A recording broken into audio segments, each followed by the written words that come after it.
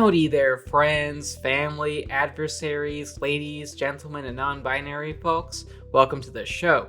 I'm your host, Riley Constantine, and today we are doing a spoiler-free review of Black Widow, which is the new superhero movie starring Scarlett Johansson that takes place within the continuity of the Marvel Cinematic Universe. This should be a good spoiler-free episode, so without further ado, here we go. Marvel Studios' Black Widow gives Scarlett Johansson's iconic spy heroine the feature-length film she deserves. This new solo film, based on Marvel's first female Avenger, is filled with great characterizations, thrilling action, and a good theme about the nature of family, and not in that eye-rolling Fast and Furious way. The film is fun, introduces entertaining and dynamic new characters, has an exciting story of superhero espionage, and informs an aspect of the Marvel Cinematic Universe that has long been untold, which is to say the story of Natasha Romanoff, aka Black Widow, who was always a supporting character that never had her own solo movie where she had narrative focus. She never had her own adventure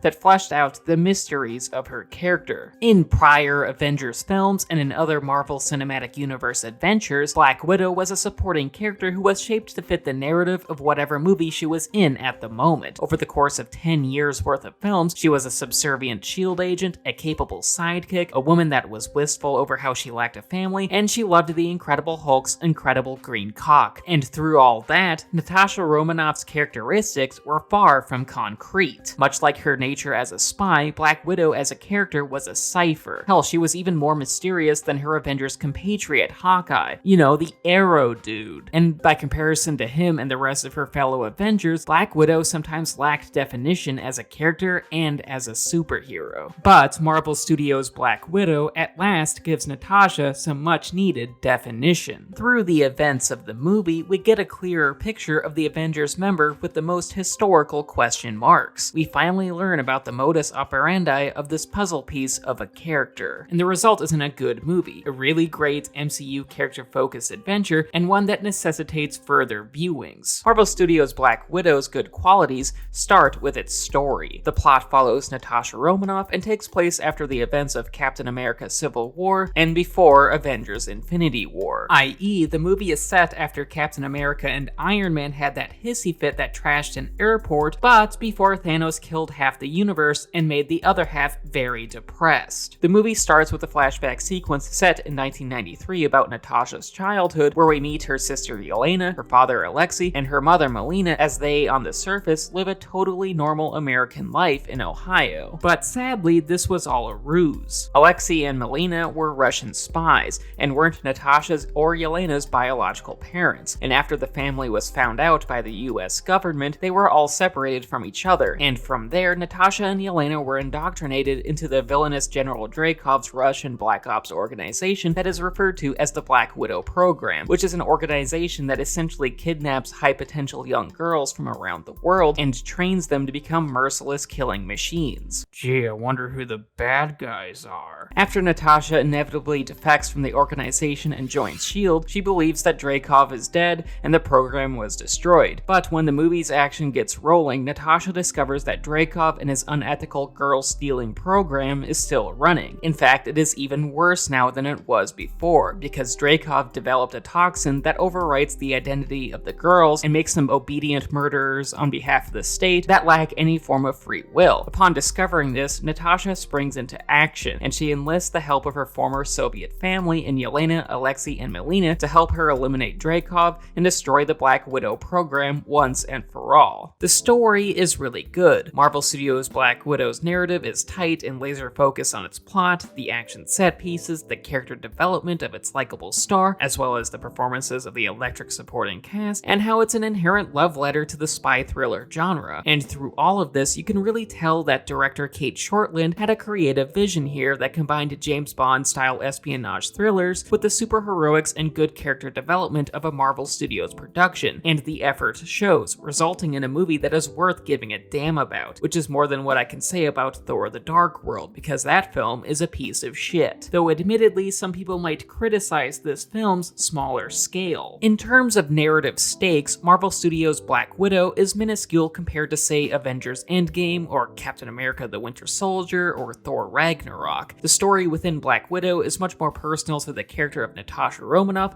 and the rest of the supporting cast, and the film is a comparatively grounded Me Too era female action-driven vehicle that features strong character growth and major moral arcs, more so than being a spectacle that upends the status quo of the Marvel Cinematic Universe. And let me stress, this is a good thing. While for sure there will be some people who might criticize Marvel Studios' Black Widow for being a smaller scale story that doesn't fundamentally alter our perception of the Marvel Cinematic Universe's continuity, but this is a strength. The movie makes a concerted effort to develop its characters, themes, and big action set pieces in order for us to get invested in the film, and despite how Marvel Studios' Black Widow is more limited in scope compared to other MCU projects, we do sympathize with these characters and thus we care about their goals, objectives, and personal grievances with Dreykov, as well as his influence in geopolitics and the Black Widow program as well. The movie is just really good like that on a personal character level, even despite how the stakes are technically lower. Speaking of the story, the best aspect of the movie is the character development and the character interactions. Firstly, Scarlett Johansson is great, and it's really cool to see her super spy character receive the feature film treatment that she deserves. For years, the character of Black Widow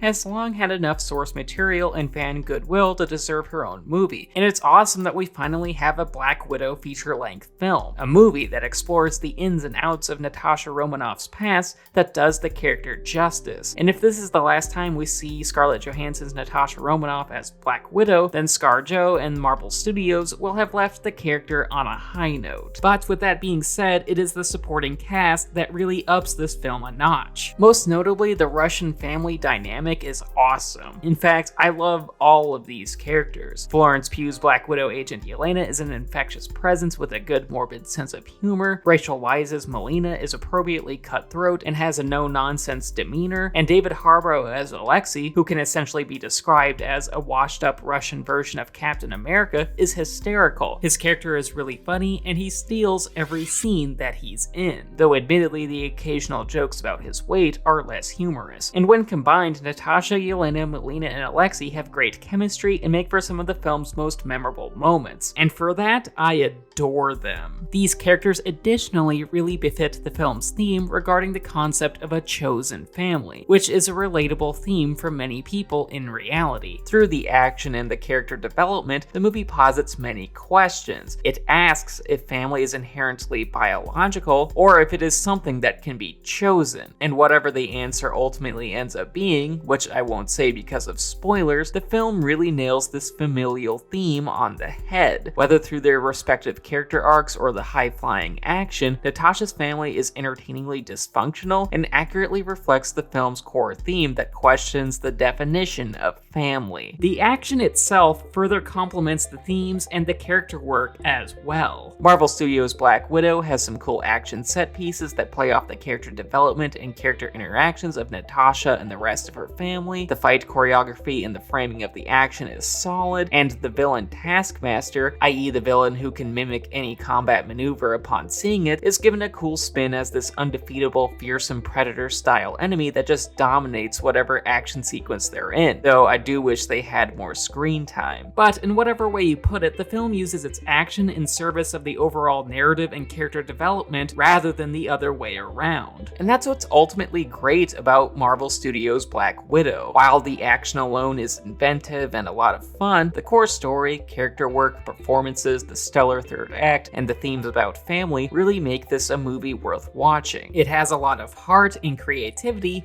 and is arguably Scarlett Johansson's best turn as Black Widow. If this is indeed Scarlett Johansson's swan song as this character, then Marvel Studios' Black Widow ultimately does deliver a send-off worthy of this legendary heroine. Alright, that was the video. Thank you so much for watching. If you enjoyed it, please leave a like rating and subscribe to my channel. Ring the bell so that you're notified for whenever I make a video about Black Widow or Marvel or anything, really. Also, leave a comment telling me what you thought of the movie, and check out my Patreon as well. The link is in the description. And speaking of Patreon, I just want to thank my patrons, especially my high tier ones in David, Devlin, and Mom.